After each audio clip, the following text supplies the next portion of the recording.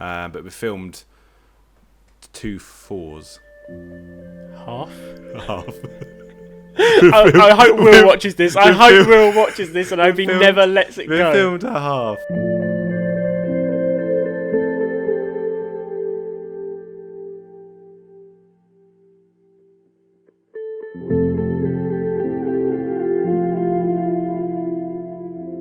What's up, guys? I'm looking at the wrong camera. What's up, guys? Welcome to the podcast episode number 95. Yep. We are your hosts, Mavismith. And on today's... Why am I looking at that one? On today's docket, we haven't got too much. We've actually got a lot to kind of talk about, to be honest. I'm fucking really low down, so I'm gonna join you. Jeez. I fucking spill tea on the table. That's how I feel, but I can never join you. Welcome to my world. Look.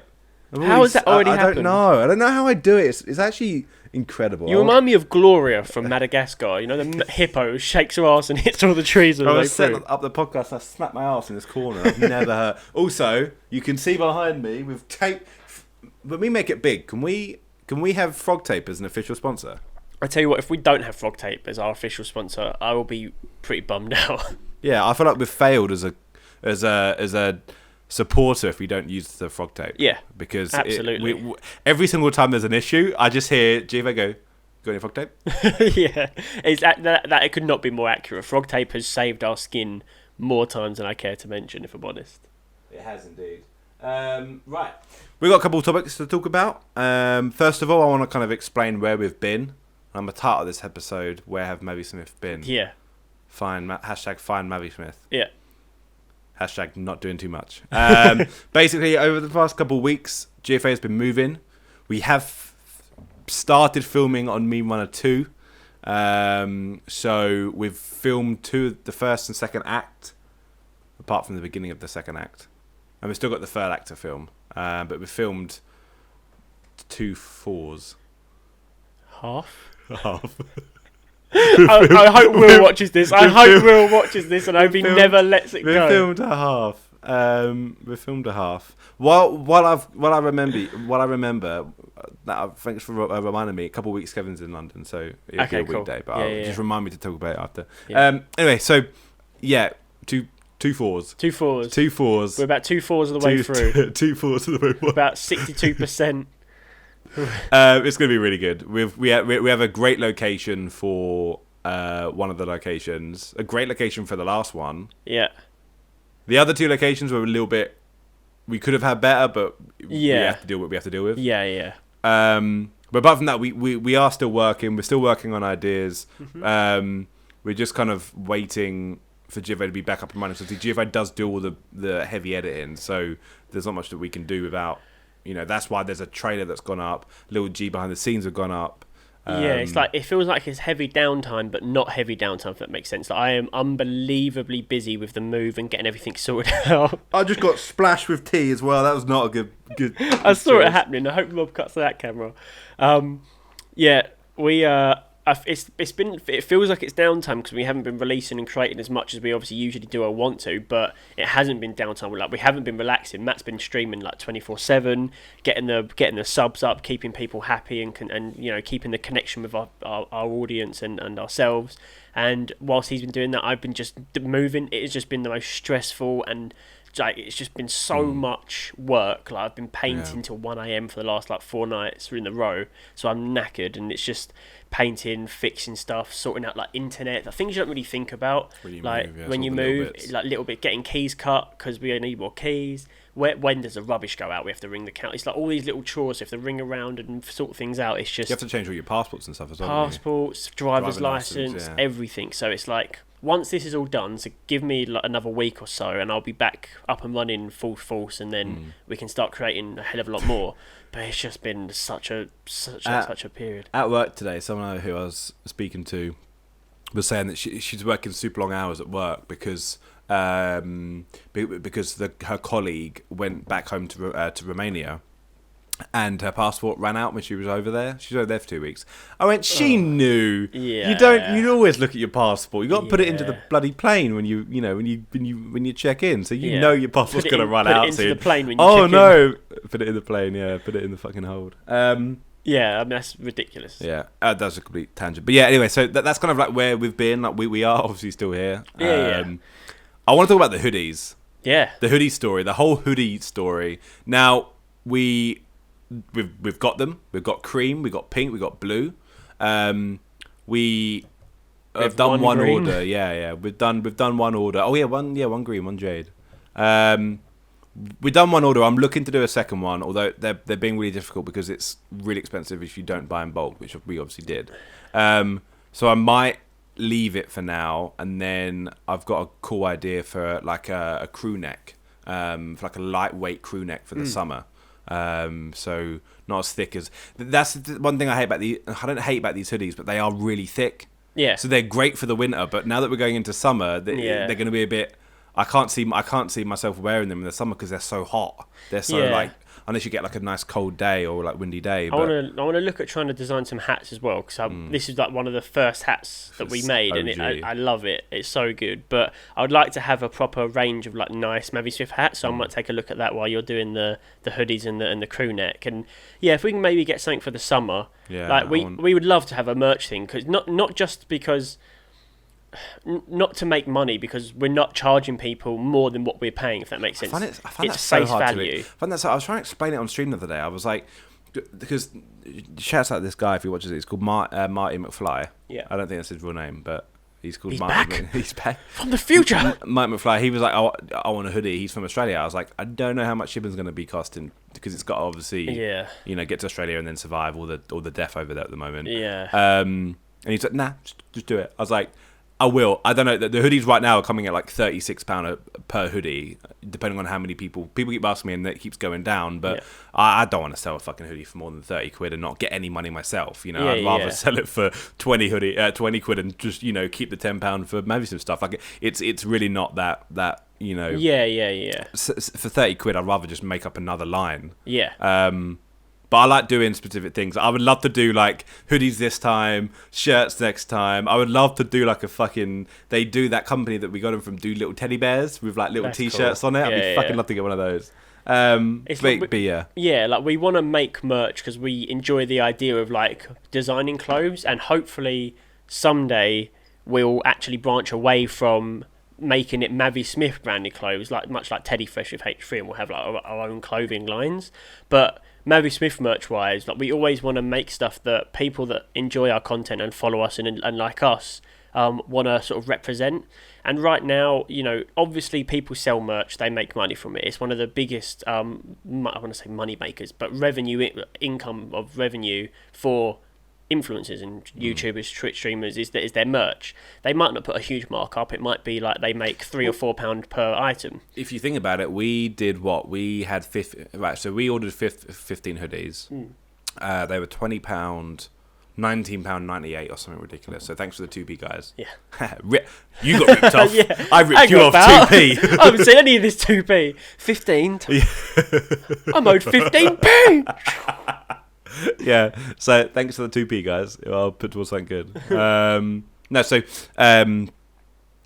like £19.98. Some people sell these hoodies for, merch lines, 60 quid. Yeah, and they'll make 40 quid a hoodie. But then think about it. Yeah, they're ordering more. They're ordering 1,000, 2,000. So it's like £10 a hoodie for them. If that, it's like pizza. The markup. It costs like £4 to make a pizza, but they sell it for 20. The markup's mad. Yeah, well, in the market, there's people that make this like venison stew, and it's incredible. But it only costs them about £6 to make, if they make 2 at a time. And that one, I'm pretty sure will freaking do. They sell it for £6 for a pot.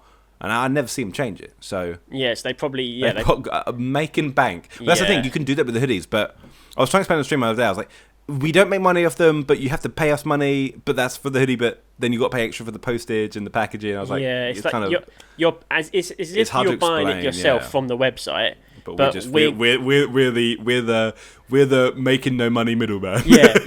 we're the pointless middleman. We're saving you money. If you like the hoodie, think of it this way: we're technically saving you money, because if you were to go onto the website, really nice website by the way, these hoodies are amazing quality. Yeah, I will. I have to. Although I'm gonna rinse them now in a second. Yeah. The whole story. They are comfy. Yeah, they're really good quality. And if you were to go on there and design this exact design and try and buy it, as you said, it's like £40 for one. Ridiculous. So by going through us, the more that we order in one go in bulk, the cheaper they become. They, as you said, 20 quid if we get 15 of them. So the idea is we're not trying to make a penny off them. But at some point, of course, like if we had a merch store and we had thousands and thousands of people that were like, oh, we want to buy your stuff, then of course we put a markup on it because it's a business venture and you have to. That's just how it is. But right now it's not about making money. I just want to wear. We just want to wear stuff. That's how it always goes. It was because when the idea for these hoodies came about, I think I was on the way home from work and I was like, dude, I was wearing the Mavismith hoodie and I was like, I've eaten quite a bit. I've put on a little bit of weight. You know, I want a comfy hoodie. You know, I wanted a comfy hoodie for the winter. Yeah. Okay. So tell me, George, why we got them in like January or February, wasn't it? It was No, it wasn't. It was January. It was January. Yeah. Well, we started doing the order in like December, right? Or no. End of October, beginning of November was when I first emailed them. And I don't actually want to talk about this entire story because they are actually good hoodies. It was just like I called the guy out. I was really pissed off because I wanted these bloody hoodies. Yeah. And it had been so long coming, and it had been like they're like, oh yeah, we've got it. I paid back in December, like for them, like middle of December. And I was waiting for them. And I was like, dude, it's getting. And I wanted to wear them in like when we were away for Prague. I was like, I want to wear some cool merch, blah blah blah blah whatever. And then they were like, oh yeah, we've shipped them. No. This is the big thing that annoyed me. On the Friday night, they said to me, it's ready to ship, but they missed the courier. So it will ship on Monday. So on Tuesday morning, I didn't get anything. So I emailed them and said, hey guys, any chance I can get tracking email? I was supposed to have them over the weekend. That's what I was told. I might get them on the weekend. I was maybe supposed to get them on the weekend, but if not Monday. And then I got an email back saying, they'll be shipping tomorrow. They'll be shipping tonight. You'll be getting an email with us. So Wednesday, then I called up again. I said, still no email. I was like, I'm not pushing. I just want to know what's going on because you told me a day. Yeah. If you said to me, we'll ship them next week, I'd be like, okay, cool, whatever. Yeah. But don't tell me a day. They're not, anyway. So the day then came about, and then I was like, okay, awesome. And I called him up. I was like, still no email. And he was like, oh, yeah. Well, no, it was through a live chat. He was like, oh, yeah. Well, I don't know why he's Australian. But he was like, oh, I don't know what to tell you. I noticed the shipping flaw in the cornflower blue hoodies. So I had to repackage them and send them and then get them reprinted. But they should all be good and we'll ship them first thing tomorrow morning. I was like, hold on a minute. They missed the courier. I was supposed to go on the weekend, okay, whatever. They missed the courier on Monday because you were busy. They missed it, which means that it was ready to go. It was packaged and all ready to go. So what made you then suddenly open it up, pick up the corn? Don't be like that. Like when someone's trying to lie, they're like they pick specific details. So then you're like, Yeah, so you think it's more believable. Yeah, okay, fair enough. The cornflower blue. He's paid attention to my order. Yeah. Hell no, dude. It was ready to go and he didn't ship it. Just be honest and say, I'm really sorry. We have been absolutely manic here. I will personally ship them tonight. Yeah, I don't care. It's Christmas period. Really sorry. I'll ship them now. Like we're obviously small fry compared to, let's say, one of the big customers. That's exactly what they do. Like all the they do like Tesco's and BBC and stuff, So I think. So we understand that, but just be honest. Get it. Yeah, that's what annoyed me. I was like, I don't care, and I don't moan about people through any sort of customer service because I've been there. I know what it's like. So I'm not going to moan or whine. I just don't want to. I don't like being lied to. If you turn around to me and say you get them in a month, I'll be like, oh, that's kind of annoying, but whatever. So they lied in our opinion. Yeah, in our opinion, they lied. If they didn't, whatever. I mean, either way, your hoodies are fuego. But it is what it is. It means hot, by the way. What's that? I said that means hot, by the way. We bilingual. Because you can imagine them watching this and being like, Fuego? They said it was Fuego! Get really angry. They're like Googling it. Yeah. Now, this other thing, I was talking about it on stream last night because the idea kind of came from Fuji, who tuned in and he still watches this, he still listens to this on Spotify. So he can't see us. Shout out Fuji. Shout out Fudgy. We're naked right now, Fuji. Yeah. But you better get over to YouTube if you want to check that out. Rushing over. Whoa! Bookmarking a time. Time stamping. So this idea I've got, I think we should do it. You let me know what you think. I don't see how you can say no, and I think you'd be really excited to do this. We put up... No. Ah, damn. Okay, well, next topic, guys. Producer, what you got? Jokes, there's no one over there. Don't worry, dude. So the idea kind of spun off from Fuji. Rob said he told us earlier, but I know he's going to be editing this shit. I don't remember, but if you did, then louder, because I didn't hear it. And it's a sick idea, so if you did, thank you. But the idea is we put up a link online, and anyone can go and write anything they want. I don't know, maybe do it for Curious Cat. And everyone gets to submit one sentence, whether it be... the example we had last night was... You were the last one. You were meant to be the prodigy. One line. We have to randomly pick one and make a short film from that. Okay. It can't be like, and the aliens came down and lasered planet Earth, because we can't quite do that. So then we have to. So we have to pick, and we can completely document it and video it and record the entire thing and the whole process from someone in our audience giving us one line, or whether it be. No, George, you're meant to grab the blue one, something like that, something simple as hell, and then we have to make up an 8-minute short film around that one line, so it leads up to that, everyone can submit it. We'll just say retweet this tweet and write a link, and then we won't know, but we won't know who sent it. That's also what's cool. It'll be completely anonymous, so we won't know who sent it, which means that. No, and then we won't obviously tell people what we've got. Yeah. So when someone sits down to watch the premiere, it might be their line. Yeah. You know? Unless we submit our own lines that are easy to do. Damn. George, you were meant to boil the kettle. Yeah, it's like really easy. Yeah, I think that's... What do you think? That's cool. I like that. So I think we'll do that. I'll sort all that out tonight. I'll sort out some artwork and stuff like that, and I'll kind of get that sorted. Yeah. But yeah, we'll fucking do that. I think that's cool, because what it will do is when everyone gets round to like premiere the video or watch the video, they won't know. It might be their line, it might not be. I just think it's cool because then it also gives us an idea, to try and then also be a good way for us to learn how to kind of adapt to a story, which a one-line story, not like a full detailed. But I think that'd be such a cool idea, and then document the entire process. So, document us picking the one, like doing a random generator. I'll put I'll just say put a number and then do a semicolon and a line. And I'll just pick all those numbers into a lotto thing and pick a random number, and then we get it. And if we don't like it, we random again. But I'm joking. Whatever one we get, we have to do. That's what is gonna be really fun. So are we? Sorry, did you say you're going to extract not the good ones, but the usable ones? Because some people might write something like. If it's something like, and then Jeff Goldblum walked into the building and he said, "What's up, fellas?" We can't obviously do that. It has to be something like, Unless Jeff Goldblum's listening, shout out Jeff Goldblum. Yeah, shout out Jeff Goldblum. Unless it's something literally like, I don't know.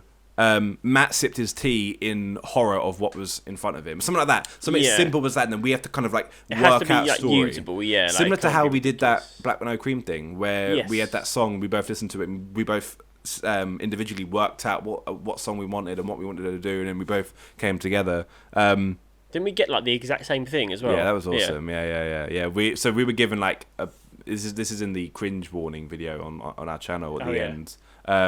We basically got given 50 songs, and you had to pick one and work out which one you liked, and then you get to make a long take. And we both picked 3 songs. One was the same, and we both thought up a story, and it was along the same lines. It was the kind of same linear. But cool, we'll do that. I'll check it all up. Obviously, if you're listening to the podcast, you would have seen the tweets and the stuff now, but there's a little bit more information for you, as I just said. But I think that'd be really interesting, and breaking it all down, so vlogging the entire thing, and just showing people how it's really done, keeping it completely transparent, and people can see the process of us, getting a story idea, getting a story idea, building on it, writing it, and then filming it, and then editing it, and then putting it out. I just think it'd be really cool to process to see that entire thing. That'd be good. Right. Where else have I got? Right. Oh, so I have a funny story, right? So this was a few weeks ago. I've got quite a couple of stories kind of listed, because we went on a podcast for a month. Yeah. Which is good, because I feel like it's a lot more... Yeah. I do prefer although I'd love to do a bi-weekly podcast, we don't do... Yeah, as we always say, we're not really excited to do... So monthly is good, because we can kind of build up a lot. I was streaming the other day. This is a few weeks ago. And it was middle afternoon. No one was in the house. And I was playing, and I had my headphones on, loud, and the entire room started shaking. The entire house was shaking. I was like, shit, we're in a bloody earthquake. So the stream's probably been deleted now, but I took my headphones off. I'm in pure panic because I'm like, what the fuck's going on? This house is shaking. And then as I take my headphones off, I can hear the rotor blades, and 2 Chinooks flew over our house. I ran out the back to have a look, and I looked out the back, like the double doors at the back. Yeah. And there was 2 Chinooks really fucking low, like flying over the house. I don't know what they were doing, but it physically shook the house. So I felt like I was in the game. I was like, what the hell? So I was like, I looked around, my water was shaking. I took off my headset, and I was like, I can hear that. I was like, that's what it was. They've got a T-Rex. Yeah. And it was just freaking ridiculous. I honestly. Damn. Like Chinooks they were low, and it was loud. Chinooks are powerful. Like they are really loud. You can always tell. Like if you, like obviously I have quite an interest with aviation stuff, and me and Boyle, where we used to play a lot of aviation games, and we used to just love that kind of stuff, especially when we used to play Armour. When we went to the air shows, you get used to like certain helicopter noises. But the Chinook is just so distinct that now, like if we hear a helicopter outside the office where I'm working, I'll be like, "Oh yeah, I know that's a Chinook." Like I can't identify like every helicopter, but police helicopter. But like Chinooks are unique. very distinct. Yeah, you can tell when it's a Chinook, and you're like, "Holy shit!" Because they've got 2 blades, and they're just a certain. They make a very certain like clap, and they're really fucking loud. Yeah. But it's just really. The other thing I've got written down, like I remember why, is Rebecca Black, and I'm guessing because did you see the whole thing of? I don't get her shame. She came out, she was like, I've been so like depressed and I've been so down because of all the death threats and the bullying and all that from her Friday. That was years ago. And I was like, you made one of the most hit songs ever made. I think everyone on this planet knows that Friday song. I think it's one of the only songs in the world that everyone knows the lyrics to. Yeah. You were what, 15, 14? Everyone does. Yeah. I'm so glad, and I will say this till the day I die, and you agree because we spoke on a bit of Mavismith. I am so glad there was no cameras in, my teenage years. Back when I was 17. Bloody 8 years ago. Yeah. Because the amount of shit, because you're kids, you're kind of right to get up to it. Even though now we're older, we look down on kids like you should be running there. We should be, whatever. Like, but at the end of the day, like they're just kids. They're just, and it's just like. It's so annoying because I was like, why are you like ashamed? Like you had one of the best selling songs ever made. You were like a running joke for everyone. I remember my teacher. I think that's why she's a bit ashamed. I remember my teacher as detention once put a bunch of people in class and made them listen to Friday all lunch break on repeat, and he just put headphones in them and didn't work. I love it, and if I ever get to meet her, I'm like, what the hell are you doing? Own it. And I feel like that's what people need to start doing these days, is owning their mistakes, but also owning their achievements. That's an achievement to me. Yeah, I think it's definitely an achievement. To pull that off, it's mad. And she shouldn't be ashamed of it. Like, you should just understand things like death threats and things like that. The internet's the internet. There's a lot of weird people out there. And things like death threats, obviously, you take it seriously because someone's threatening your life. But at the same time, just ignore them. But no one can take away what you've achieved. But I understand what she means when she's like, oh, everyone's laughing at me. It's like, well, own it. I think the problem is she didn't do it ironically. She genuinely thought she was making like a really good song. And I think that's where because she's like, damn, I thought I was doing something good. Opposed to this, I'm going into this knowing it's funny. Like Lil Nas X, I feel like when he made Old Town Road. I read a thesis on Lil Nas X. Don't ask me why. I was on a train and I was on a subway, so I downloaded a quick article to read, and and I read all about Lil Nas X, and the guy's a genius. Yeah. Like I was reading a full breakdown of his career, and he looks like a one-hit wonder. He looks like he just had a hit song. The guy, the backstory is absolutely unreal. The fact that he released a song, and as soon as it started getting some traction for I've Got Horses in the Back, he changed the description to say I've Got Horses in the Back. He went onto Google, on Reddit, onto What's That Song, and he put his own song, What's That Song, titled Horses in the Back, made an alternate account and comment on it saying that's Lil Nas X Old Town Road. So whenever you Googled I've Got Horses in the Back or Old Town Road or whatever, it came straight up with that Reddit post. The guy sent it to a bunch of Twitter people what he had built up his because he said he would release music and nothing would happen. He'd put it out there. His memes would get loads of retweets, but his music would never do. So then what he did was he distanced himself from his community and he made music videos of a guy dancing to the song in a cowboy suit. And he sent that to a bunch of people, and he just anonymously sent it to everyone. And everyone started joking about it because it was funny and memeing it. And then he was like, "Oh, by the way, that's me." And the dude blew up, absolutely unreal. And then when he did that, he did Old Town Road remix, and then Old Town Road remix. The guys, and it's under. There's a reason why it's under 2 minutes. It's under 2 minutes and something seconds because most people skip a song after the first verse and chorus. So what he's done is by having a short song, you don't have to worry about skipping it or replaying it because it's the same thing, just going back to back. There's a lot more to it. I was reading a lot of it and I was like, holy shit, the guy is smart. Yeah. And like that's the kind of thing. Old Town Road is known pretty much as big as Friday. In 5 years' time, is he gonna look back at it and be like, that song is terrible, or why did I do that? The thing is, like, Old Town Road was kind of a jokey song. Like it was. I don't feel like it was meant as a serious song because even the lyrics are kind of like, be up on my tractor, cheated on my. It's kind of like funny and like not taking the piss, but being that kind of that ironic humor towards like Texans and like rednecks. Yeah. And it's not meant to be serious, but it's just a really catchy, good song, like a good beat. And I feel like where he didn't go into it thinking, I'm going to make the best song ever made, he just went and made something he liked that was somewhat comical. It came out really well, and he didn't take himself too seriously, and that's what Rebecca Black should have sort of attacked. Like she approached it as if she was going to be a pop star. That's true, yeah. And it was meme. It was a meme. Her. And if she had approached it knowing it was going to be a bit of a meme and it wasn't serious, she'd probably be smiling right now, knowing that she made this amazing piece of music that did really well, even though it was just a bit of a meme. Yeah. So I think Lil Nas X, take a leaf out of his book. Yeah, no, it is crazy. I was reading all about it and it's absolutely ridiculous. Just trying to think what else we got. I've got a few. Yeah, things. go for it. Yeah, you take it. I've got two things. I wanted to talk about like Caroline Flack and all the news that's come out about that recently. I haven't really read into it a whole bunch, but from what do you know about it? What's happened? So fill me in, because I think it's an interesting topic, and I think I'm approaching it from someone that doesn't know too much about it, so it might be quite informative. So from what I understand, initially she got not arrested, but she was potentially going to get charged for abusing her boyfriend by chucking a lamp at him, and basically he was covered in blood and all that jazz, but he didn't want to press charges. He didn't want to, but the police did. The police did, yeah. So they started progressing with that. Which in itself is ridiculous. Yeah.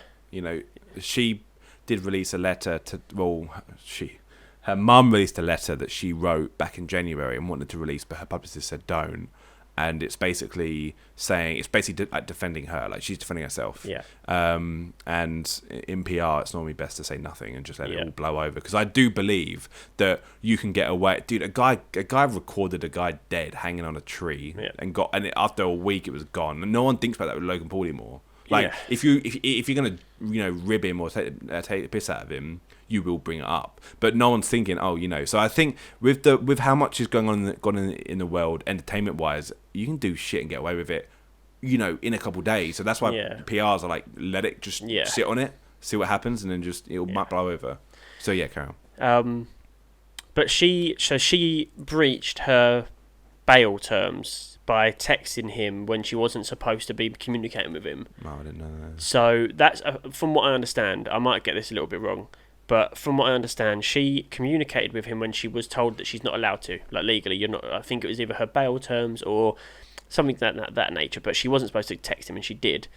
The police found out, and from what I understand, they wanted to charge her with that. So they were going to take her back to court, or they were going to take her to court for something else that she did after the fact, which is why, or it was one of the factors that led her to take her own life. So I'm just really confused, because it's been massive news, and I feel like it was all blown so far out of proportion. What I don't like is that they press charges on her on, say for example, Monday. They press charges on her on Monday, by Monday she had lost her job. Yeah. And lost, a lot of reputation online, and they hadn't even had the case yet.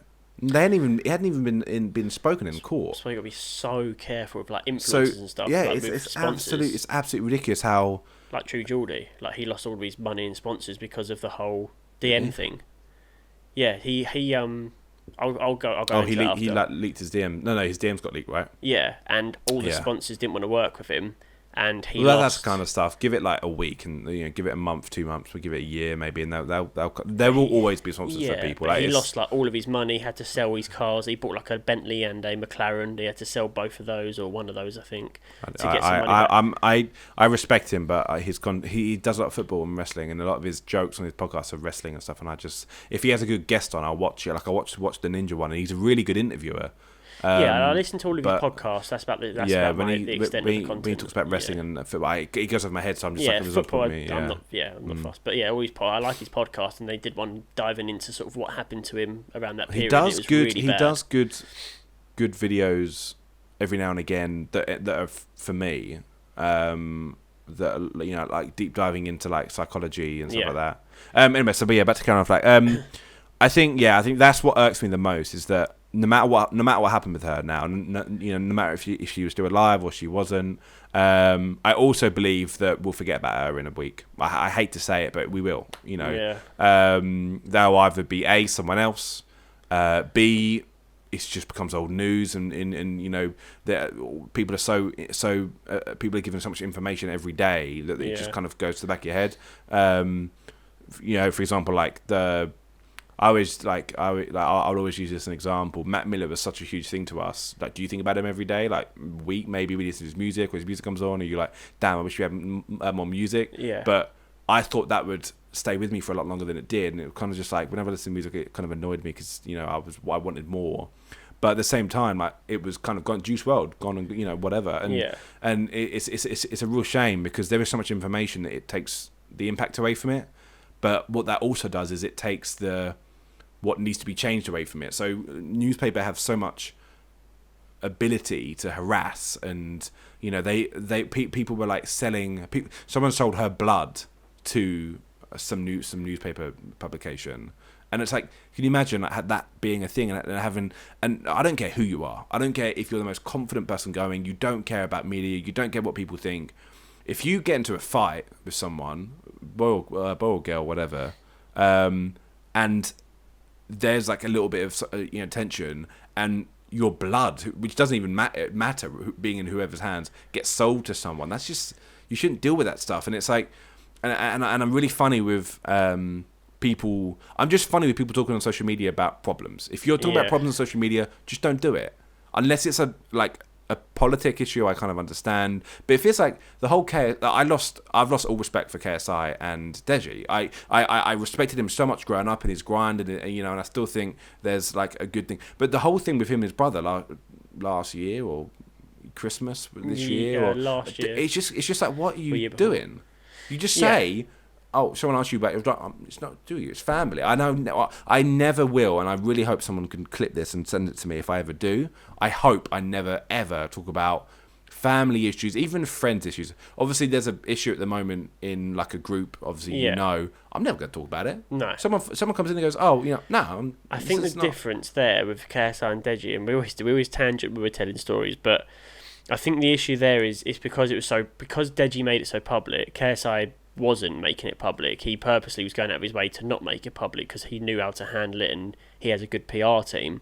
Deji's a bit brainless, realistically, but I don't think Deji. It's just a shame because everyone loses. Yeah, because then not only is your drama out there, I think he had to respond. Like, I don't necessarily disagree with what KSI did, because what the problem is, if you've got someone like Deji making all these accusations constantly, he left it for weeks. He didn't respond for weeks and weeks and weeks, and Deji made, I think it was like 6 or 7 videos back to back trying to out him and making up all these allegations and stuff, and KSI wasn't responding, and people were going, why is KSI not responding? And then he made a video, like, I wanted to keep this private, but I need to respond to this because my name's getting dragged through the dirt and I can't speak out for myself. But then that's, to me, that's an issue. Like, you sort it out in real life. Like, you're telling me you can't And it just seems it's hard with adults though. Like if Deji lives on his own somewhere, how can you get him? You can't get him to take the videos down or stop what he's doing. It just irks me, and because there's so much drama on YouTube, and I'm so glad that we're not a lifestyle channel or vlogging channel, whatever, where like daily life can be boring, so you got to spice it up with a little bit of whatever. I'm glad we're not one of those, but it just irks me how like he's just putting stuff out there and what. Irks.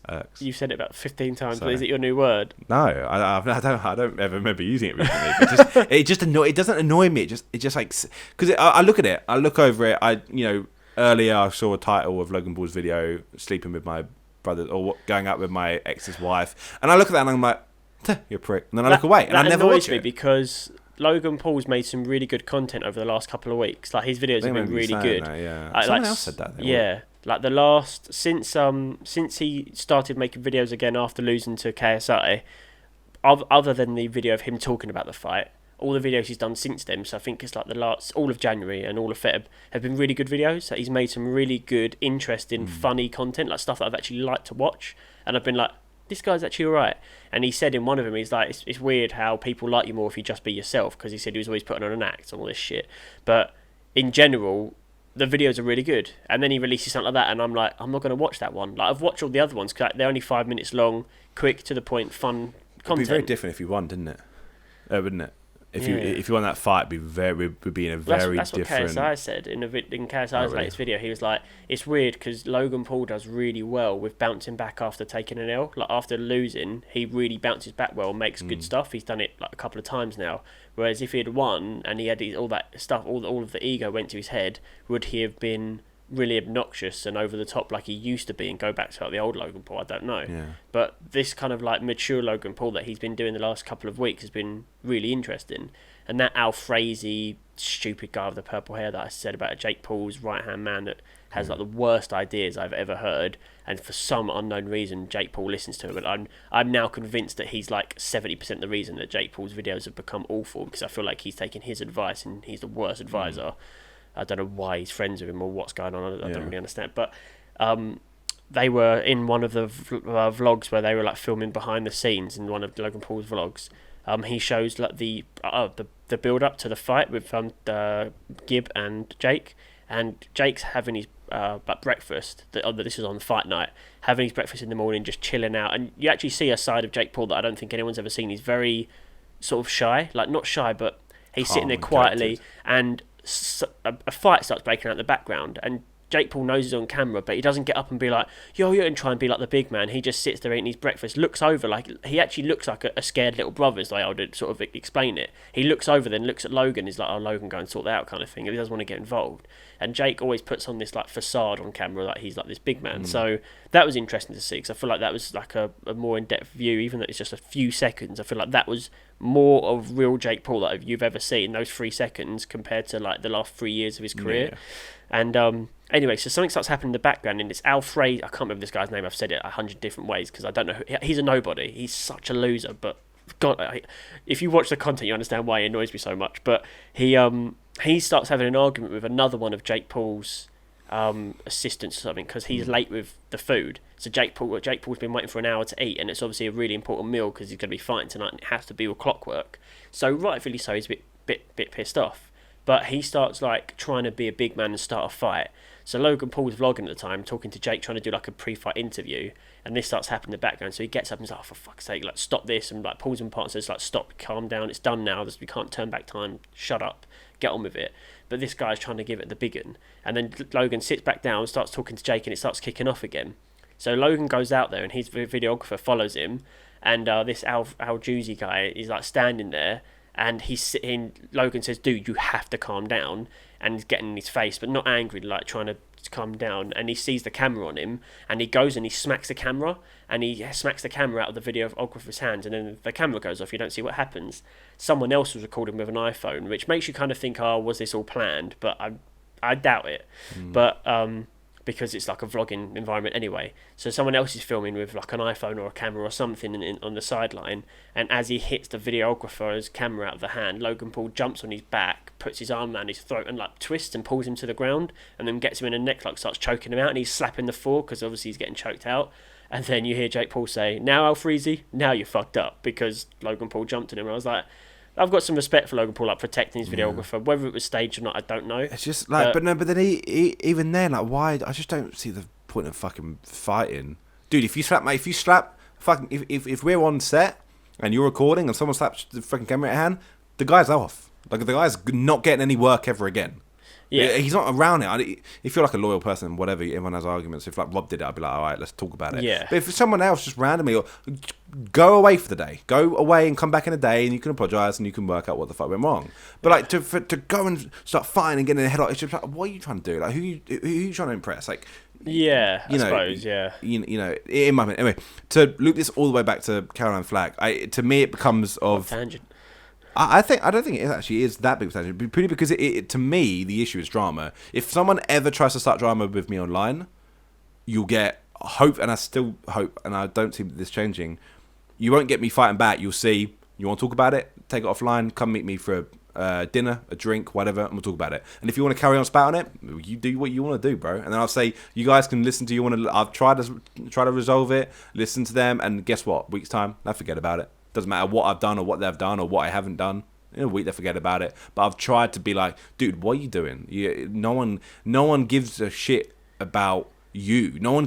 Say if we got into a fight and you were spatting out on Twitter, and I was like, you know, I'd be like, the people that are really edgy and, you know, they don't care about you. They care about what you're talking about. Yeah. You know, for example, when the whole like KSI and Logan, way back when, I actually quite enjoyed it because I thought it wasn't for money at this point. I was like, I'm loving this like back and forth, and I was like, oh, I don't care about Logan or KSI. Like I like KSI. I used to like KSI's content, but I was like, I don't care about that. You know, I'm just interested to see what they're gonna like fight about, like talk about, and you know. So people care about people don't care about you, and I feel like people need to realize that when they start outing people or like tweeting people or trying to, you know, clout chase, I guess. Yeah. It's like, dude, no one cares about you. You'll be relevant in 2 hours time, and something else happens. Yeah, exactly. And I think people need to realize that online once it's online, it's online. Once it's out there, it's out there. There's nothing you can do. And we've seen in our group how getting into an argument and saying something and, you know, going completely, you know, nuclear can be devastating, because once you've said something, it's out there. Yeah. But when you put it online, to me, that's the line in the sand, because you haven't just spoke to me about it and got annoyed and said like, oh, you know, said some things I don't like, and then you're like, you know what, I didn't mean that, I was just angry. I'd be like, you know what, you screwed up, but that's fine, just don't do it again, and whatever. But when you put it online, that's out there, and you've tried to disrespect. Yeah. So when Caroline wakes up in the morning as an abuser, or as not as an abuser, whatever way she is, and to me, it just sounds like a fight. To me, what happened between them two, someone getting hit by a lamp, that sounds like, you know, a fight. And I'm sorry. Do they know if she threw it, or did she? I'm going to go out on a limb here, and I could be wrong, but I'm going to go out on a limb here and say that she threw a lamp at him, or she like knocked a lamp at him, or whatever. See, like throwing it is, to me, a step down from like using it as like a blunt object. Like if she's taken the plug out and whacked him over the head with it, that's one thing. But if she's picked it up in anger and chucked it, I feel like that's just like an argument. That's an argument. She's found the nearest thing that she could. And you know, everyone's not the same. And everyone like is like, oh, she threw a lamp at someone. I'm like, I know people that have done much worse. Oh yeah, exactly. And like, and they're fine with it, and they're still together. Shouldn't be, but they are. You know. Yeah. And it's like, it's heat of the moment, and then you both can sit down and say, you know, Karen can go, you know what, I'm really sorry, I didn't mean to throw the lamp at you. Yeah. If she had, you know, a dumbbell, or like, it shows a little bit of intent, because you've like, if it's like a knife, it's different. No, that's I'll say that's, if you throw a knife, that's attempted murder. Yeah, but yeah. Like if you throw like a dumbbell, or you throw something where you have to look for it, but a lamp, dude, I had a lamp over there. Yeah, you know, exactly. There's about 5 lamps in my house. There's normally a lamp in like your arm's length. But that's the issue is that no matter what happened, whether she did it or not, she lost everything without it even going ahead. We've spoken about this so many times of like the sexual abuse allegations, or like the Me Too movement. Yeah. Like, I'm 100% for it if it's true, but the issue is you get so many whistleblowing, like boy that cried wolf issues, where one person tells the truth and says this person was a piece of shit, or maybe they didn't tell the truth, like, and then all the other ones come out the woodwork. Now, the issue is, was the first person telling the truth? Were any of them telling the truth? Or are they all lying? Like, but no one knows. But then people make these judgments on someone from allegations, and it's so wrong, because I want to say maybe 40% of the time, maybe 30% of the time, they're not true, and the other 70% they are true. It's so hard to judge, but it's awful because you can ruin someone's career, life, and everything by making stuff up. And if we were famous and we were these huge YouTubers or whatever, like whatever we did, we were musicians, whatever, and someone just was like, an ex-girlfriend or someone that you've wronged, or just a random person on the street that wants to make a bit of money with a newspaper, says this person did this. They don't even have to even have evidence these days. They could make fake DMs, fake messages, send it to the press, and your name gets dragged through the dirt, and people go, "Whoa, I don't want to be associated with you until this is cleared up," and it can take months to clear it up. So sponsors go, revenue streams go, people stop want to work with you. Like you stop getting work that you do on a regular basis because of allegations that are not true. And it's so detrimental that I feel like there should genuinely be proper repercussions, where if someone makes a fake allegation and it gets proved in court to be false, and they get let off, I can't remember the word now, acquitted, if they get of the accusations, they should be able to bring a lawsuit against the person who did it, or the person that did it should just be fined or go slander, to prison. I know, but it should be like the issue instant. is it's not always black and white. I know, and it's the same as like the death penalty, isn't it? That's the most, and that's why the death penalty will never be, because you look at the Central Park 5. I don't know if you've watched that documentary yet. I do want to watch it. It's a series. They got let out of prison like 36 years later. Yeah. Imagine going into prison when you're 12 and coming out. I think it's longer than that. I can't remember how. Yeah, I can't remember how long ago it was. But going into prison, even for more than like 25 years, you're coming out. The whole world's a different place. You've lost and like they got like a couple of million each or whatever. It's like I don't care for that. I don't want the money. You can't put price on time. Yeah, and it's a real shame because with things online, it spreads like wildfire.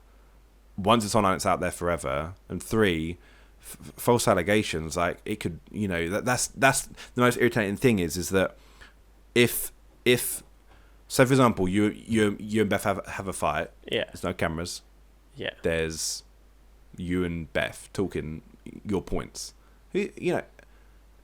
Lying is a thing. Yeah. One of you could be lying. You both could be telling the truth, and it sounds incredibly bad. Throwing a lamp at someone, to me, if someone threw a lamp at me, I'd laugh. Yeah. And that's one of the things that you laugh about in a week's time when you've resolved your shit. Because if you're throwing a lamp at me, I've obviously angered you or whatever. Yeah. But you're not telling me that she's just randomly got angry and lobbed the lamp at them. There was something that has gone on that you don't know. Yeah. And I'm saying this now, and I've said it since the beginning. Love Island should not be a thing. A, there's been 3 deaths linked to the show, and B, why are you putting people? It's a full trash TV. But it's not trash TV in my opinion. Kardashians is trash TV. It's like you think it's a step below trash TV. Yeah, no, it shouldn't be.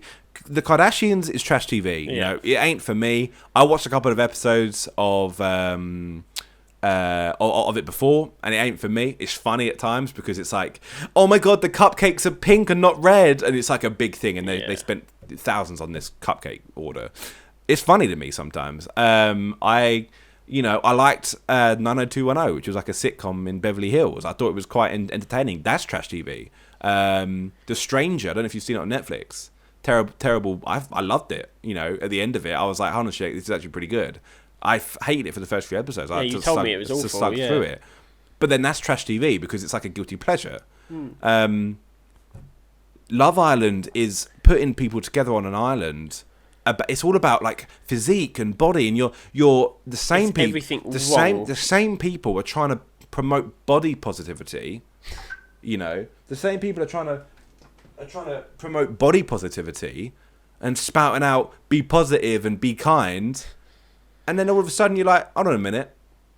look at this guy with chiseled abs. It's everything. Oh, that guy's got 6-pack and not an 8-pack. Oh, what a fatty! You know, like come on. Yeah, like it's literally everything wrong with like platforms like Instagram. People go, oh, it's dangerous to have your kids in Instagram because they see someone and they think that's how you have to be, and if you don't look like this person, but people, life is bad. People honestly think that that's not true.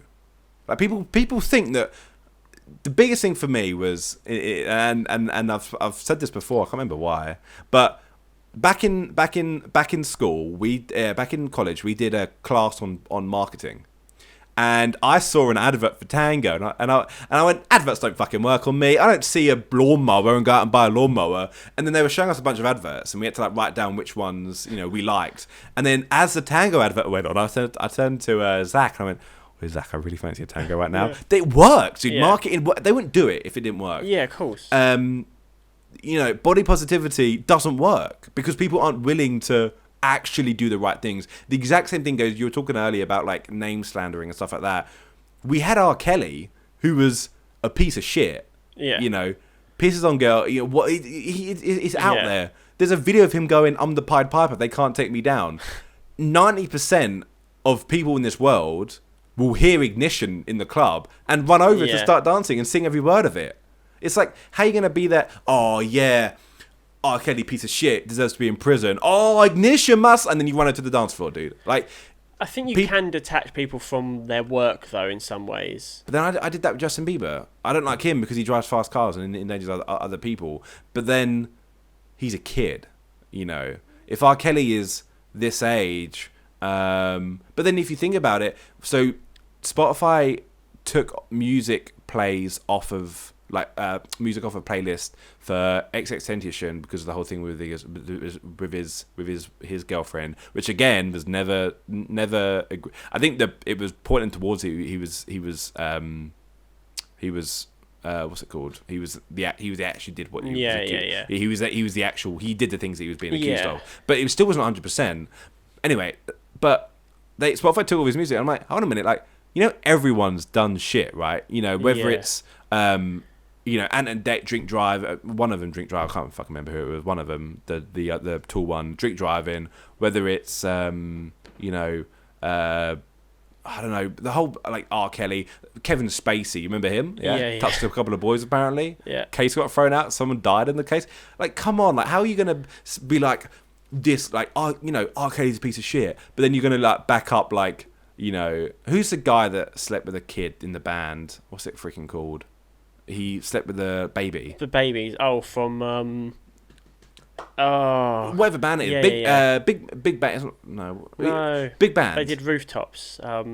Yeah. Yeah. Big band. You're really going to be listening to music from someone, and I get distance in music. For example, Justin Bieber.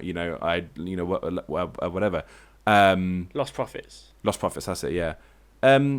But when it's stuff like that, it's like, when it comes to light, anyone can say, "Oh, Kevin Spacey touched me in a club." Proof. But it's a catch-22 where there is no right. So there is no right way answer. Because what I said earlier, and I guess I'm kind of backtracking, but at the same time I'm not. It's just such a grey area. But what I said earlier about there being repercussions, the issue you have there then is it stops the people that are victims coming forward because they're scared that they might not get proven true, and then they get repercussions. But on the flip side, if you don't have repercussions, the people that are liars and just want to make a quick buck will come forward and ruin someone's career for no reason. Or even if it's like a girl in a club goes up to G-Eazy, let's say, I'm using G-Eazy because he's a party animal or whatever. Girl comes up to the club like, "Yo, G-Eazy, you want to hook up?" He's like, "No, you ugly, get out of here, bitch." Right? That was my impression of G-Eazy. You're welcome, G-Eazy. And then she goes, "Oh, he just called me ugly. I'm now going to say that he raped me." Yeah. Right? And G-Eazy's like, what the fuck? And then she takes pictures of her in the club, and in the background G-Eazy just standing there in his VIP area. She's got enough evidence to make it like, she was in the place. But then even if it's not true, it's still out there. Yeah, and then his name gets dragged through the dirt for at least a week while people are trying to figure it out. And it's like, it's such a bad culture. And the other thing I wanted to touch on is, like, when you said about, like, you don't, how can you listen to Ignition? Even though R. Kelly's a piece of shit, I feel like, as I said, you can distance someone's actions and their personality from their work. You can still enjoy something even if the person that did it was shit. And I think this is going to be a really weird analogy, but I think it does have grounds, and I'm sure the comments will be 50-50 on this. But Hitler Hitler is the worst human being that's ever lived, to my knowledge. I mean, there's been other people that have done awful stuff. There's a guy who did like an article, like a big article in this, and he was basically saying that his theory was that Hitler wasn't even the worst person. He was just the front, the puppet. The puppet. And I just find that interesting that you can look at someone like Hitler and go, but there were people controlling him. You're like, holy fuck. Quite possibly. Yeah. Well, most definitely he had advisors and stuff. But like people actually, and I just find that I've weird. heard that theory. But let's say it was him, and he was the one that was like, let's exterminate the Jewish people and the whole Aryan race and whatnot.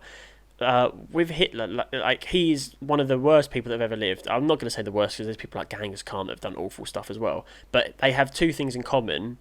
They have one thing in common, and that's that they are intelligent. And even if you can hate them, they did awful things, and there's no going back. If you watch documentaries about it and photos and videos from the war, even that cannot really prepare you for the true horror of what happened in World War II. But the one thing they have in common is that they were smart, and no matter how much you hate a person for what they've done, what I mean by saying, he is the worst human being, but if you look at his work with regards to his military tactics, they might not have all been his, because I said he would have had advisors, but he was a very intelligent man. And if you go and look at what the Germans did at the first couple of years of the war, his tactics, I mean, the Blitzkrieg thing wasn't necessarily just his tactic, but he put it into motion. He did do a lot of smart stuff. Towards the end, he was doing loads and loads and loads of drugs because he couldn't sleep at night. He was so nervous. He couldn't cope. He was deteriorating. His health was deteriorating. People started to lose faith because his health was so bad because he kept losing battles and the stress and stuff. So he was doing like cocaine, ridiculous amount of drugs, and his brain just deteriorated. And in the end, he lost a lot of his senses. He lost his mind a bit. But in the beginning, he was a very intelligent man tactically with his military power. And I feel like no matter how much you hate him, you can from a military standpoint go, actually, he was very smart. And the same goes for even the British. In World War II, we did some awful things. Well, we're hated, aren't we? We also left the EU when we've got a building full of stolen art. Like, we're out. Yeah. There's a really funny comedian that Will told me about, and he's basically saying, like, he's talking about the museums that have got all like the stolen artifacts, and they're like, now that we're all like friendly and buddy, they're like, hey, can we have our thing back? No, I'm still looking at it in the display. Like, it's not our, but we've stolen it. And then like, people always like, oh, people don't hate the British people. Like, they do. Like, we've stolen parts of history and just we've got them in display cabinets. So we don't, it's. But we've done in World War II, we've done awful things as well, and like Winston Churchill and his advisors, and like Chamberlain, and there were some very, very intelligent people that worked with Winston Churchill. But there was a colonel, I can't remember his name now, but he Sanders. Yes, of his chicken. He gave the order to bomb a town in Germany, a city in Germany. Now I can't remember the name of the city, so bear with me here. But the American Air Force and the British Air Force bombed this city in Germany, which was completely on the other side of Germany. I think it was in northern Germany. It was really far away from the borders. It was out of the war. They didn't even have any military precautions, and this was quite late in the war after America had come in. So this is, I think, 44, 43, where they weren't even they didn't really have any military personnel there. They were just a city that was so far away from it all that they thought, this is a place you come to get away and just enjoy your life and forget about the war that's going on, or not forget, but you're so far away from it. It's like bombing Australia in World War II. They're so far away from everything going on that they can just sit back and watch, and it's like, we're not getting involved in this, mate. So they went and bombed this city, and they dropped so many bombs. It was over 1,000 bombers, I believe, and they bombed it all night, British and then Americans, and the whole city was made out of like wood and like thatching, and they had one bombing shelter that could fit 1,000 people, and we killed something ridiculous like 300,000 people or something silly, and this was in one night. And the fire was so hot that it was created by these bombs that people were burnt in the street just as they were trying to run, because it was so hot that they just melted.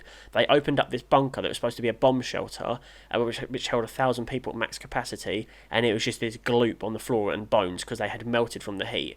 And the British and the Americans did this to a city in Germany that they didn't even have anti-aircraft weapons to shoot down the planes. They were just so far removed, and we just thought, bomb it because we thought Hitler won't like that because he'll hate the fact that we've just killed like hundreds of thousands of people. And obviously you look at Hiroshima and it's like a lot worse. But and then you even look at Hiroshima, I know it's the Americans, but it's people do horrible things and they do bad things, but you can't always link that to other parts of their life. I think the difference though here is, I think this should always get taken into account. They are role models. Winston Churchill was not a role model. Hitler was not a role model. They were to some people. No, but into the scale that people like.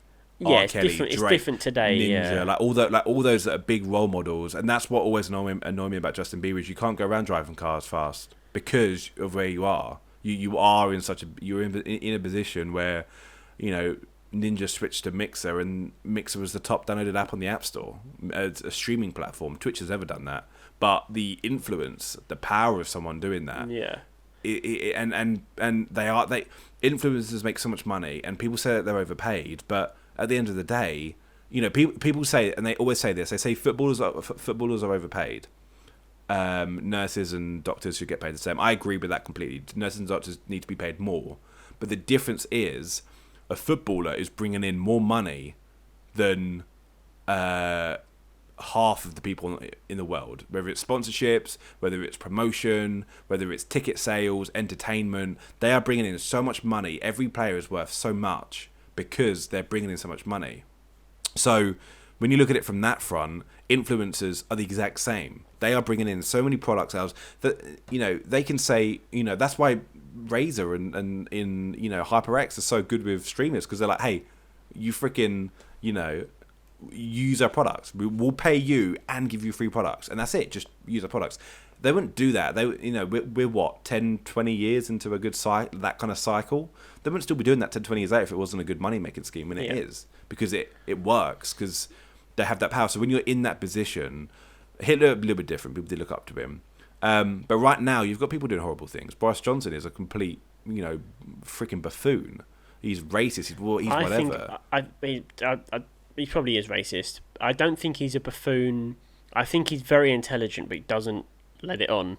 Like I don't necessarily like him or agree with a lot of the stuff he says or does, but I do think he is actually super intelligent. But you could argue that I'm a big campaigner for the Kardashians as incredibly smart. Yeah, of course they are. They wouldn't be where they were if they weren't. Are incredibly smart. Yeah. I feel like a lot of people are very smart in this world. There are a lot of smart people, and if they are in the position where you've heard of them, I'm not talking about like Jason living in a cottage in West Wales. I'm talking like people that you've heard of and through are smart because they're in that position. You do get the odd anomaly that come in. I would still say that Catch Me Bad Barbie girl. Yeah, I was going to say Bad Barbie. Is smart because she may have had an outburst and went, hold on a fucking second, I can make a career out of this, get my fucking fans, and then I'll just right now she's fucking chilled out. If she hadn't have made a fantastic music career like she had, then you could argue she's not smart, but she's capitalised on the publicity. But then people go, but like Kylie Jenner's an opportunist because she was given that money to begin with. It's like, I can go ahead and if I give you £1 million and I give Jason in West Wales £1 million, I fucking know that you're going to put it into a good scheme. He'll spunk it in a couple months. I know that. So the opportunities I get, like Kylie Jenner being the first self-made millionaire or billionaire, whatever it is kind of cheating because she had that money to begin with, pretty much. It's like Trump when he says like, "Oh, well, my father gave me a small loan of $1 million." And it's not really a small loan, is it, mate? It's like I get that, but at the same time, like you can't call someone dumb because they've it's just again, it's just a lot of negativity, and I can't see why you would like go online somewhere. And I get fed up at in life a lot when I see something on Twitter or I see something on Instagram. I'm like, for fuck's sake.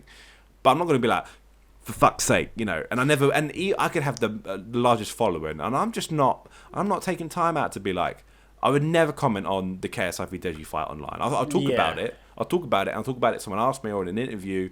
But if someone tweets me and is like, oh, what do you think about the KSI and Deji drama? I'm like, oh, come on, I'm not taking time out to reply. I'm busy, or like I don't want to. Yeah. I'd rather spend 5 minutes looking around the world rather than looking at my phone replying to a message. Or, Yeah. And I looping this all the way back to Caroline Flack. Shit needs to be kept off of social media. And as soon as I see, you could be the nicest person ever. As soon as I see you bring drama to social media, I lose a lot of respect for you. Yeah. Doesn't matter who you are. Yeah. And there's a really interesting. I don't really know too much about it, but I remember reading a little bit about it. So Scooter Braun was talking about it in an interview that Nadeshot was talking to. So there's a lot of argument between Nick Merckx. I don't know if you've heard of him. He's a streamer. He's a bit of he's not really for me, but I haven't really given much time to be honest. But him and Nadeshot had this massive argument, and he left 100 Thieves and went back home and started streaming, and he got really successful, which is good. But he kept trying to push, Nadeshot into a response. He was saying on stream like, when promises don't get kept, and you're promised one thing, and you're meant to be friends. Nadeshot was out. He stood back. And Scooter Braun said in an interview, he was like, he'll hate me. And he's sitting next to Nadeshot. He's like, he'll hate me for saying this, but I really respected that. You don't bring it to social media. He was like, I saw him reach out to him. He didn't get a response. You ignore it. You're not going to just keep trying. And I still, to this day, you can spout whatever you want on social media to me. You will get one chance, if I respect you, to sit down and talk about it. But if you're going to keep running your mouth, that's fine. You do you, and people will think what they think. And if people do think that that's true, then they'll forget about it in a week's time anyway. So to me, I don't really understand the point of drama, and things need to be kept on social media, and it won't be stopped. It doesn't matter who, freaking looping all the way now back to Rebecca Black and Black Friday, talking about how, Black Friday, what's it called? Get your deals now. Get your deals now. It's Friday. Gotta get down They on really Friday. should have done a freaking thing there. Yeah. Talk about that whole thing, where the hell was this train going? Oh, bloody hell, I've lost the train of thought. I fucking lost it. Bringing it all the way back to Rebecca Black. Yeah, why was I though? Oh no. About Nadeshot social media, about never bring your drama onto social media, all the way back to Black Friday. No, I fucking lost it. Friday. I don't know, I'm out as well. I don't know where you are. Oh no. Talk about something. The punchline. It's like telling a joke and getting to the punchline. Oh, I went all the way back to 2 minutes into this podcast, and I fucking forgot why I went all the way back here. I'll start a new topic then, because I think I've got another story. It's a very short one. So whilst Matt's trying to collect his thoughts, I work in a industry where I deal with currently anyway. I deal with claims for. I deal with instances for like potholes. So if someone hits a pothole, then I'll usually be somewhat involved in the process of. I've got it. Sorry, I've got it, and I have to say it because otherwise we'll forget it. She's like, oh, I didn't know people would hate on me so much. Freaking, do you see what Jeff? Is it Bezos or Bezos? What is Bezos. it? Is it Bezos? Oh, it's neither of them. Bezos freaking does the Earth Fund, and he does like 10 billion towards, people are like always an evil villain. Like, dude, say thank you. I like how he called it like Bezos Earth Fund, so that looks like Bezos Earth. Yeah. But dude, it doesn't matter, if he's an arsehole, if he's, cheating on his wife or whatever, which again is none of your fucking concern. He's just donated 10 billion to help the planet Earth, which is what all you guys want anyway. You guys are moaning, saying that the planet's dying. Take whatever you can get. If I go and say, dude, here's £10 towards climate change, take that £10 because you need it, because you need as much as you can get. So someone can literally donate £10 billion to global warming, which everyone talks about in our generation, who's the ones that moan, and then they're like clowning him for doing it. You're like, hold on a minute, like he's trying to help you here. He's listened to what you're saying, and he's freaking on out of his way. So she should know that. And I think back when she released it, the internet was still in its infancy. In its infancy. We could go ahead and release the best video, and people will still nitpick it. And that's fine. And we can go ahead and say something stupid, 2/4, and people will clown it. That's fine. People will do that, and that's absolutely fine. But when people do something and they get annoyed that the internet took it the wrong way, like, why? Like, it doesn't... Yeah, Like people, literally, Jeff Bezos can do that and still get clowned on. I think he's. If someone can donate 10 billion to a global warming fund, you're too rich. I don't care that you've donated it. Oh, he's the rich man alive, isn't he? No, but if you do that, you're way too rich. I don't like if you are physically making more money than you can spend a day, you're too rich. I really don't understand how you can literally sit there and go, I made $2,000 today, I only spent 100. He bought the most expensive real estate ever sold in America recently. Yeah, in California. $165 million for his house. Him and his His girlfriend. yacht, didn't he, and shit like that. Well, he's got something. He's worth what 120, 130 billion. I read something like Bill Gates. If he was to drop a $5 on the floor, it wouldn't be worth his time picking it up. It's like $2,000, not a $5. It's like 2,000. Yeah, it's mad. But So, Bill Gates is not as rich as Bezos. Yeah, that's the thing. Yeah, and he's not as rich. So like, I'm sorry, but no. But what's so funny is Amazon's obviously got all their terrible working conditions. I don't know if you've heard about it. They got all their terrible working conditions. The dude fucking. Can you imagine? Can you imagine if you're like slaving away in an Amazon in like a warehouse, just slaving away, you're sweating. You haven't seen your family much this week. You're actually borderline depressed because you're working in a workplace where you're not respected. Yeah. You haven't seen your family, but you can't do anything. You're stuck doing it. And you fucking hear on your phone, you boot Twitter up and you see that your boss has donated £10 billion to global warming. Dude, we'd be okay with like 10 million, 100 million. Oh, no, wait, no, that's a billion. No, it's not. A billion is a billion. A billion is a million. So if you fuck, dude, I'll be okay, dude. If he said here's $100,000 towards global warming, thank you so much. Take 10 or 1,000, might be 1,000. Sorry. Take like a tenth of that. Take a tenth of that and put it towards a HR company that can fund it. Yeah, I think it's 1,000 million. Sorry. Take 5 of that, 5 million, whatever you want to take, dude, and freaking, I don't fucking know. But that's just crazy. How you can... And that's the thing. People are okay with that. There's shit going on in other parts of the world. And we're okay with it going on. And then Caroline Flack will pass away. And people will be like, we got to change shit. Da-da-da-da. Da-da-da-da. And then... what did I see on Twitter today? Radio presenter was missing. That was front page news on Twitter. When last week we had Caroline Flack, this week we have James, some presenter, going missing. It's all he's stuck in a room after the Brit Awards. You're like, wait, did we just forget that? And then in a week's time, someone will be bullying someone on Twitter again anyway. So you miss the whole point. You don't. That's the thing with social media, because there's so much of it. You miss the meaning of it all. So when people say to me, they're like, what did you think of Caroline Flack dying, or like, and I saw this, someone kept asking Schoolboy Q, he was obviously best friends with Matt Miller, you haven't paid your respects to Matt Miller. People were shitting on people for not paying their respects to Nipsey Hussle. It's like, what, on social media? Dude, it doesn't matter if I say, rip dude. Yeah. Like, hell no, I'm not going to post anything on, like, if someone I know close to me, like, I can say, I said today, like, about Pop Smoke dying, I was like, it's a real shame, because he was up and coming, he had a lot of talent, but I don't know him, so I'll just it's a shame that every time I boot up Twitter, it feels like someone else is, dying.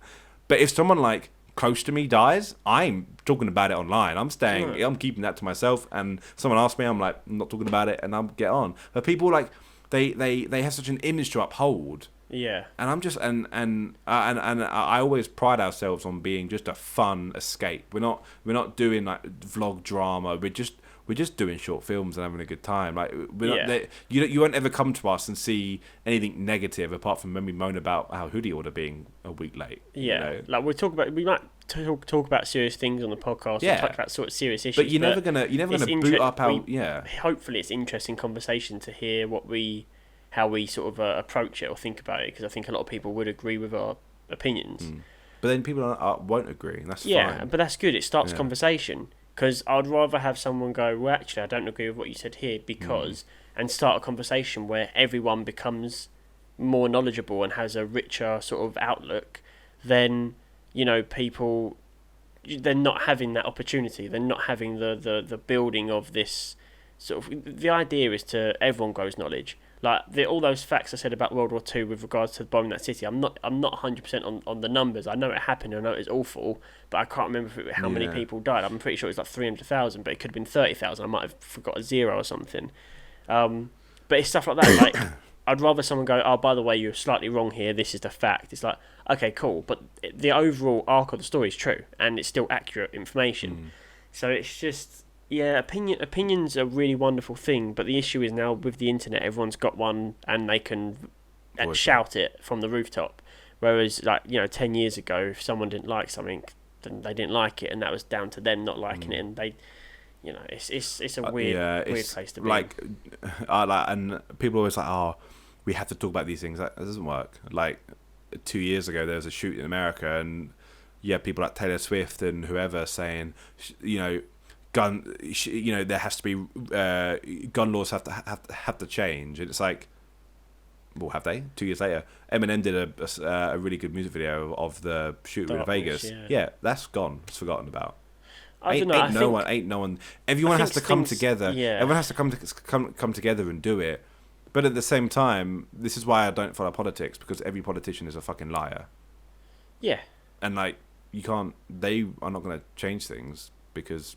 They could easily be rigging results and we'd have no fucking idea. Yeah, it's hard because you can't, on one side, you can't sort of sit back and do nothing, because if everyone took that approach, nothing would get changed.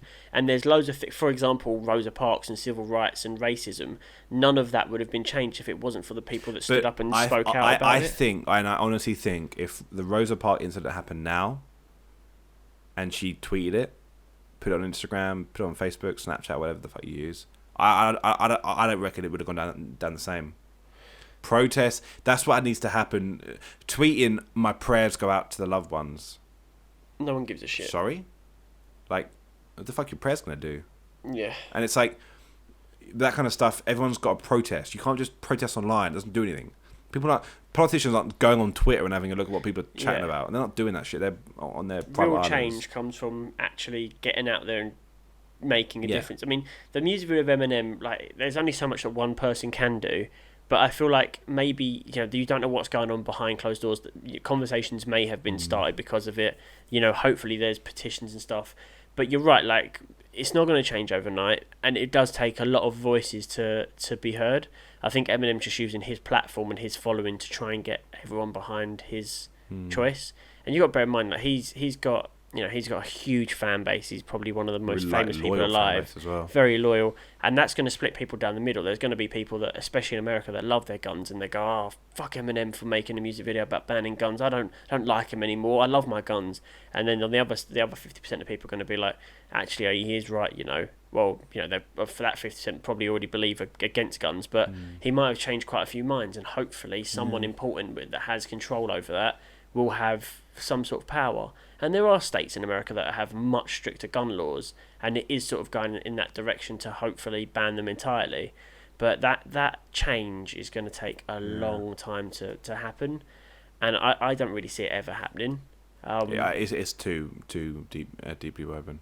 It's too deeply woven, and I think a lot of it's same as alcohol and cigarettes and stuff. And why I think that we will in this country eventually legalise weed is the monetary value you can get from taxing it and making it yourself. And it's just so ridiculous that the government are sitting there and they've literally got a piggy bank in front of them, and all they need to do is break it open with the hammer.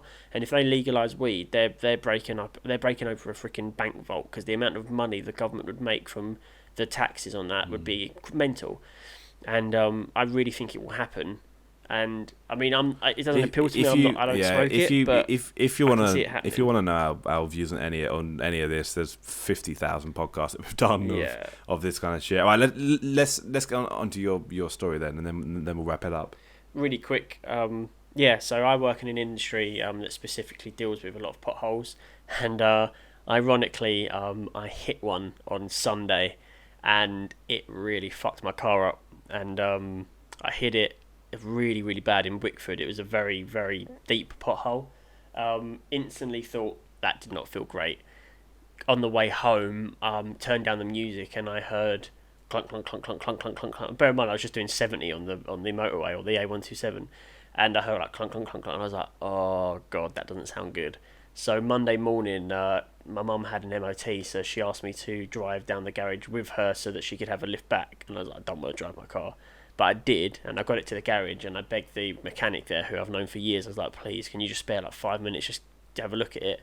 And he was really busy, but bless him, he did put it up on the ramp and have a look for me, and I've like snapped some sort of like thing underneath. Yeah. Something, yeah. But it's still drivable. It's safe to drive, but he said you will need to get it fixed because it's not going to last long. So I've got it booked in, but I was just thought, what a bastard! Like all these years and dealing with it. Like your complaint going to come through to you? Yeah. It's this guy's not his fault. Well, it's my company deal with the claims for the council where I hit the pothole, so it will go through to my colleague. So I'm like, just a bit that one, mate.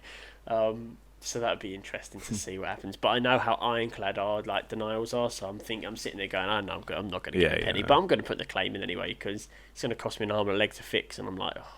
And then he was like, oh, by the way, your 2 front tyres need to be replaced and this and that. And I hate going to mechanic places. They're just like, oh, that's... You're like, oh, it's like when you go to the doctors, like when you got a cold and you come out of AIDS. You know that one? Well, a few months ago, but I meant to get my teeth checked for my back tooth. He started looking at all this. I'm like, no, your attention's back here. Yeah. He's like, oh, I've got to do a couple of things. I was like, no, I didn't come in for that though. Yeah. I came in for this. Yeah. Start coming over here. I was like, get back on that side. Yeah, you're pushing him over your tongue. Yeah, get over here. Yeah. All right, cool. Anything else? No, I think We're all good. Rippity rapidy. Thanks for watching podcast number 94. 5. Fuck. 95. Hope you enjoyed it. Have a good week. The mood's really plateaued now. Like, poof. Yeah.